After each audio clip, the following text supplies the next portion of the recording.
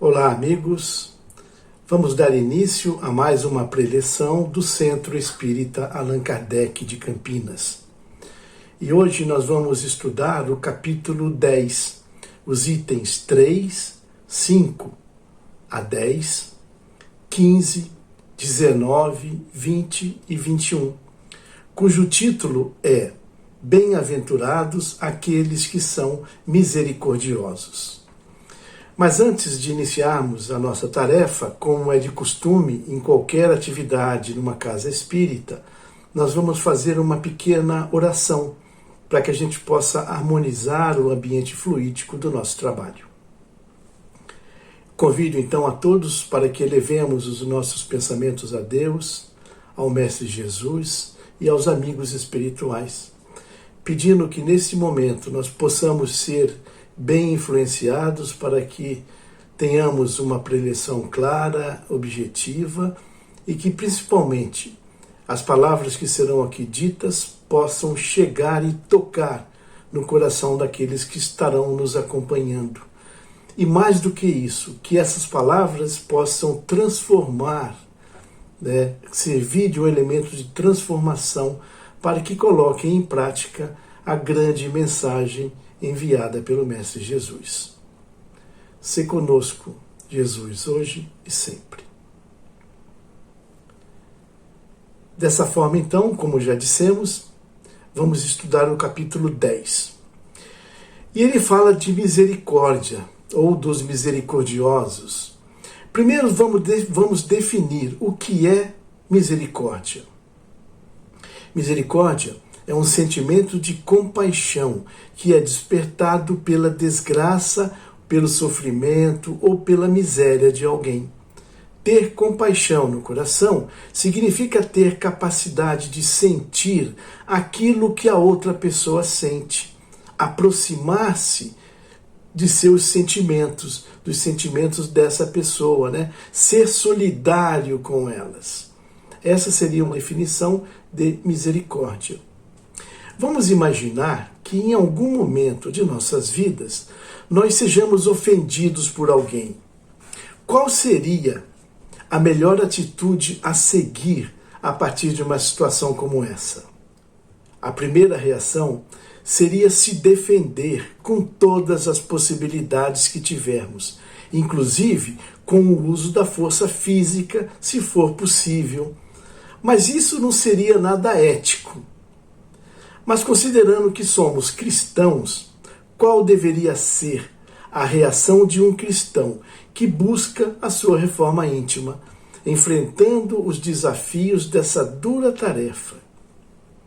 A melhor reação, então, seria procurar essa pessoa que nos ofendeu, em particular, para esclarecer a situação com ela, buscando o entendimento, e pondo fim a essa discórdia. Em Mateus 18, 15, 21 e 22, ele diz: Se vosso irmão pecou contra você, ide-lhe exibir a sua falta em particular, a sós com ele. Se ele vos escuta, tereis ganho um amigo. E o evangelho ainda continua. Então, aproximando-se dele, disse-lhe Pedro: Senhor, quantas vezes perdoarei o meu irmão quando houver pecado contra mim? Até 7 vezes? Porque o número 7 é o número da perfeição, o número perfeito, Então Pedro faz esse questionamento a Jesus. Seriam 7 vezes? E qual foi a resposta do mestre? Não. Vos digo que perdoei até 7 vezes, mas até 70 vezes 7 vezes. Ou seja, um número 490, que é um número absurdo, Aí conta, que Pedro, depois dessa reação, ficou abismado, Primeiro porque ele não sabia fazer conta. Então ele não sabia quanto era 7 vezes 70 vezes, E Pedro ficou absolutamente surpreso com uma quantia tão grande, quando Jesus lhe interveio e falou: Pedro, isso para cada pecado. Então fica claro né, tirando o toque de humor, que Jesus deixa absolutamente evidente que o perdão tem que acontecer sempre, em qualquer quantidade, em qualquer situação. Na prática do perdão, como em geral na prática do bem, não existe somente o efeito moral. Há também o efeito material. A morte, como sabemos, não nos livra dos nossos inimigos. Os espíritos vingativos perseguem muitas vezes com seu ódio, no plano espiritual, aqueles contra os quais guardam rancor. Isso torna falso um provérbio muito comum que diz: morto o animal, morto o veneno. Esse provérbio não é verdadeiro quando se aplica ao homem, não é mesmo? E a gente vai entender um pouquinho com o passar dos minutos, porque isso não se aplica ao homem, né? O espírito mau espera que o outro, a quem ele quer prejudicar, esteja preso ao seu corpo físico, quer dizer, esteja encarnado, e com isso menos livre nas suas ações, para mais facilmente o atormentar, ferir nos seus interesses ou nas suas mais caras afeições. A maioria dos casos de obsessão se iniciam dessa forma, simples, e com o passar do tempo vão desenvolvendo certa gravidade, até chegar ao mais alto grau da obsessão, né? Como, por exemplo, a subjugação. O obsidiado, quase sempre, é vítima de uma vingança, cujo motivo pode se encontrar em existências anteriores, onde provavelmente os dois deixaram que fossem desenvolvidas pelas suas condutas e menosprezo na solução deles. E Deus permite que isso aconteça para corrigir o homem do mal que, pela sua vontade, ele praticou. Ou, se isso não ocorreu, pode ser que eles acabaram faltando com a indulgência e a caridade, não perdoando alguém que cometeu um erro para com eles. O que importa sob o ponto de vista da tranquilidade futura é que cada um repare o quanto antes os desafetos que tenham causado ao seu próximo, que perdoe os seus inimigos, a fim de que antes que a morte chegue, esteja apagado qualquer motivo de confusão e toda causa da animosidade. Dessa forma, de um inimigo encarniçado nesse mundo, se pode fazer um amigo em outro. E Deus não consente que aquele que perdoou sofra qualquer tipo de vingança. Quando Jesus recomenda que nos reconciliemos o mais cedo possível com o nosso adversário, não é somente procurando apaziguar as discórdias no curso da nossa atual existência. É principalmente para que elas não se perpetuem nas existências futuras. Não saireis de lá da prisão enquanto não houverdes pago até o último centavo, isto é, enquanto não houver satisfeito completamente a justiça de Deus, enquanto não estiver reparado o mal que tenha causado a seu semelhante. Por isso que aquele provérbio dito anteriormente não é verdadeiro para nós seres humanos, porque a morte do corpo físico não elimina os problemas, pelo contrário, né? Os que não foram resolvidos continuarão no plano espiritual.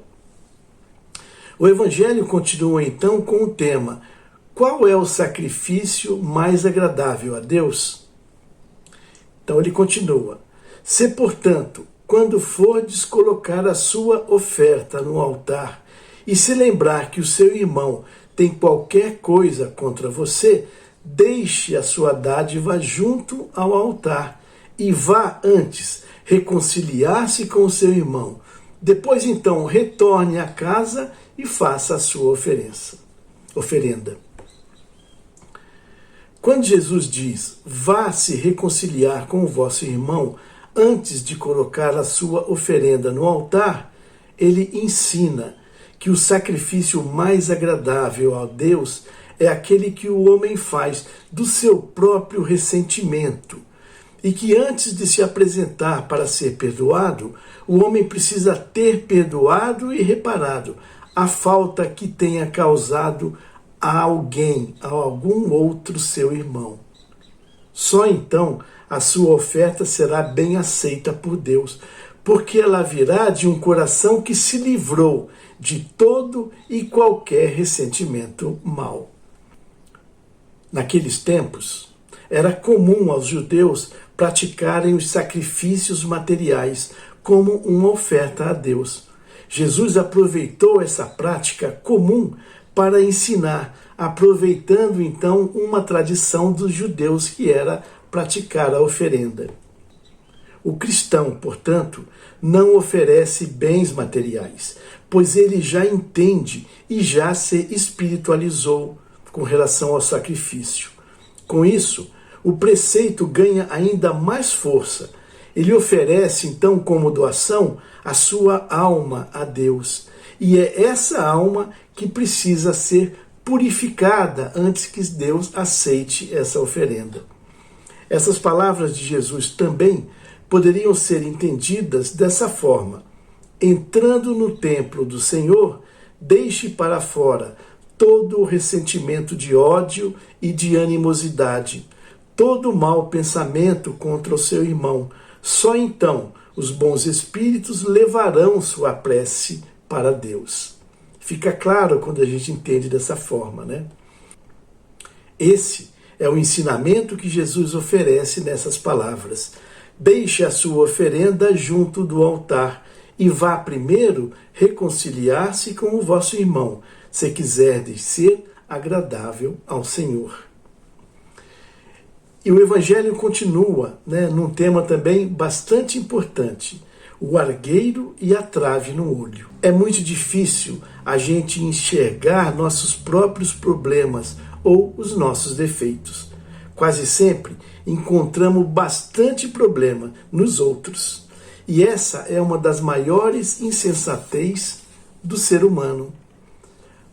Para melhor julgar, seria necessário que o homem pudesse olhar para o espelho e enxergar não a sua aparência refletida, mas o seu interior, e, de certo modo, transportar-se para fora de si mesmo, considerando-se uma outra pessoa, para aí se perguntar: que pensaria eu se visse alguém fazer o que estou fazendo agora?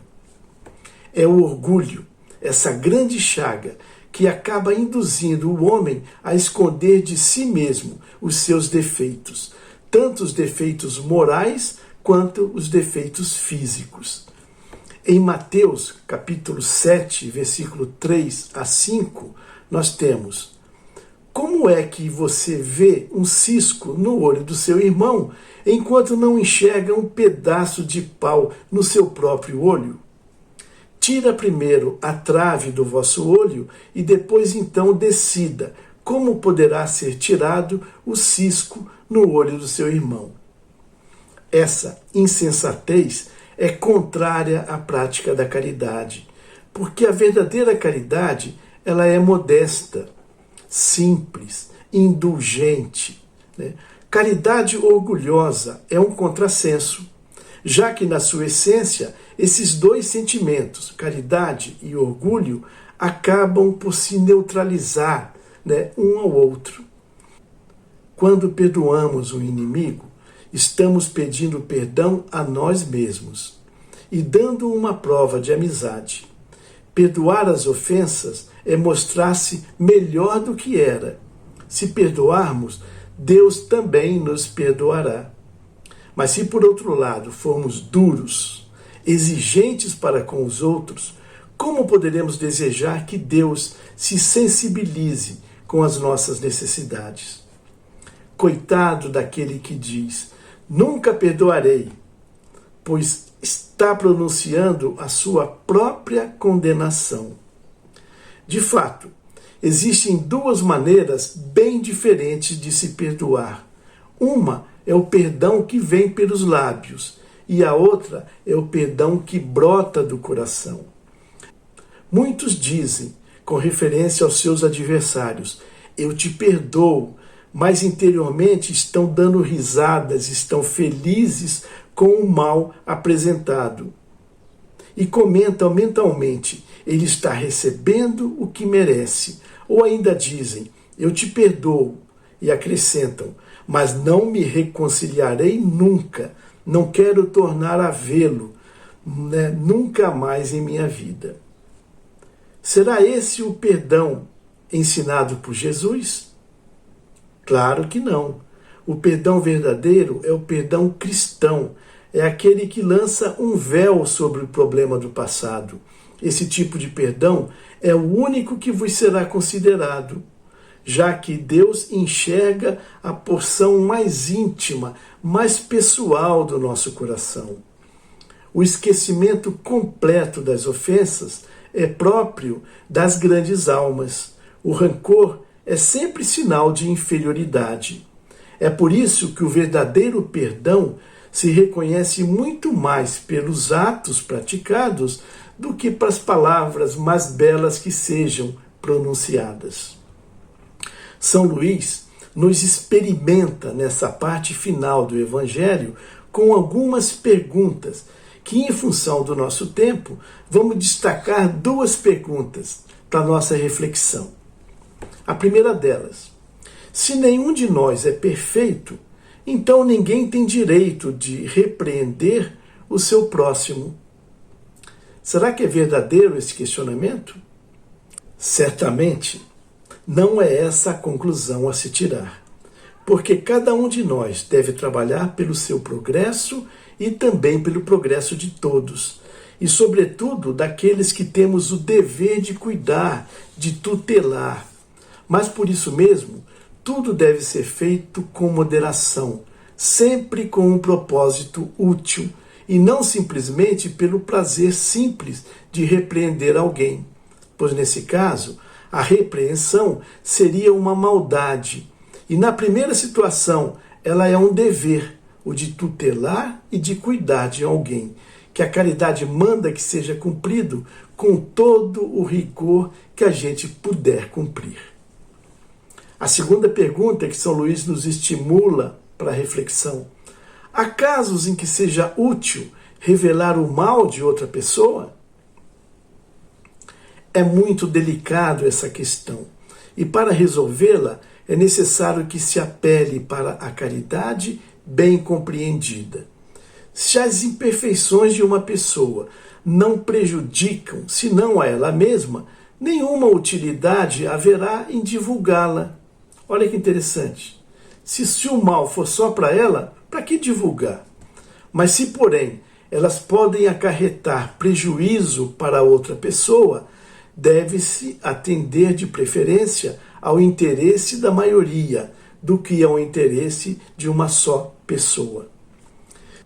Segundo as circunstâncias, desmascarar a hipocrisia e a mentira pode constituir-se um dever, pois mais vale que caia um homem do que muitos se tornem suas vítimas. Nesse caso, deve-se pesar a soma das vantagens e dos inconvenientes. Então, meus caros amigos, essa é a mensagem que eu gostaria de passar para vocês relativo ao capítulo 10 do Evangelho segundo o Espiritismo. E aproveito para convidá-los a todos a leitura ou a releitura desse capítulo, onde poderemos ver com mais detalhes qual foi a mensagem pretendida por Jesus, quando disse: bem-aventurados aqueles que são misericordiosos. E já estamos nos encaminhando ao final da nossa preleção, e mais uma vez convido a todos para que elevemos os pensamentos e possamos realizar uma vibração para encerrar a nossa tarefa. Então, com os nossos pensamentos em Deus, em Jesus e nos amigos espirituais, nós vamos nesse momento agradecer por essa oportunidade de estarmos aqui reunidos, mesmo que de forma virtual, para o entendimento do Evangelho de Jesus. E com os corações unidos vamos vibrar por aquelas pessoas que, diferente de nós, ainda não conhecem a verdade de Jesus. Para aqueles que não tiveram a oportunidade de conhecer o Evangelho, onde não encontraram nenhuma religião na sua frente que pudessem satisfazer as suas necessidades, curiosidades e dúvidas, pedindo para que os bons espíritos possam despertar no interior de cada uma dessas pessoas esse conhecimento que já foi colocado por Deus.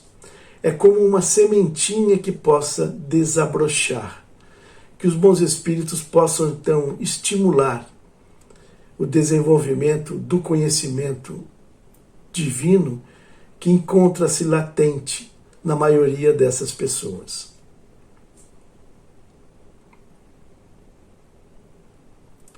Vamos também vibrar nesse instante por alguém em particular que esteja precisando de um auxílio, de uma ajuda. Seja essa ajuda qual for. Ela pode ser uma ajuda material, espiritual, não importa. Que nós possamos fazer chegar até essa pessoa nossos mais sinceros desejos de que ela consiga superar essa dificuldade momentânea pela qual ela passa e que consiga tirar ensinamentos, proveitos, se for possível. Mas se a solução não estiver ainda no momento apropriado, que essa pessoa possa receber o fortalecimento necessário para que ela passe com sabedoria, com inteligência, por essa dura prova que a vida lhe colocou, sempre entendendo que as adversidades e as superações são oportunidades que nos são colocadas adiante, para que a gente consiga ter um crescimento na sua superação.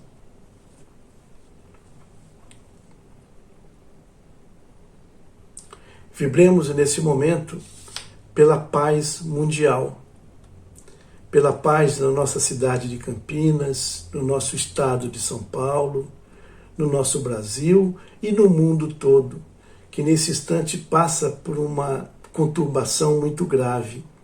Que os nossos líderes possam ter o discernimento de buscar o bem coletivo, independente das necessidades individuais.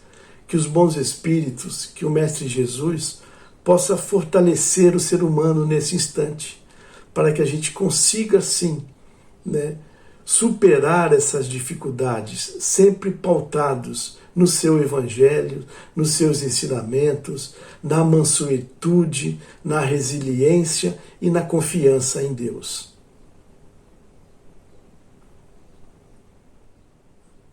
Vibremos também nesse instante pela nossa casa, pelo nosso lar, esse santo refúgio que nos foi emprestado para que pudéssemos nele realizar a convivência humana na sua forma mais íntima possível. Que possamos visitar mentalmente cada cômodo do nosso lar, da nossa casa, substituindo as energias mais grosseiras que porventura lá estejam, por essas energias salutares, benfazejas, e que a gente consiga também fazer com que todos que residem na nossa casa, todos que visitem o nosso lar, possam também aproveitar esse ambiente confortável de esperança, de fé, de tolerância que está sendo implantado e que nós conservaremos através dos nossos bons pensamentos e das nossas boas atitudes.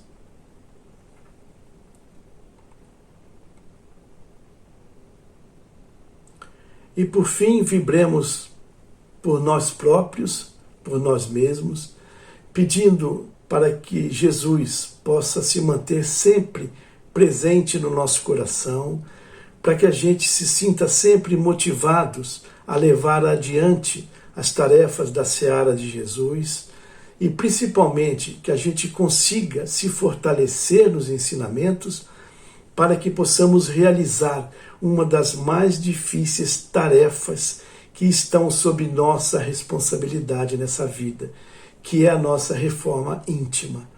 Que a gente consiga, Jesus, ser hoje melhor do que fomos antes, e que amanhã nós possamos ser melhor do que estamos sendo nesse instante. E que a sua paz, a sua bondade, a sua presença se faça sempre dentro dos nossos corações, hoje e por todo o sempre.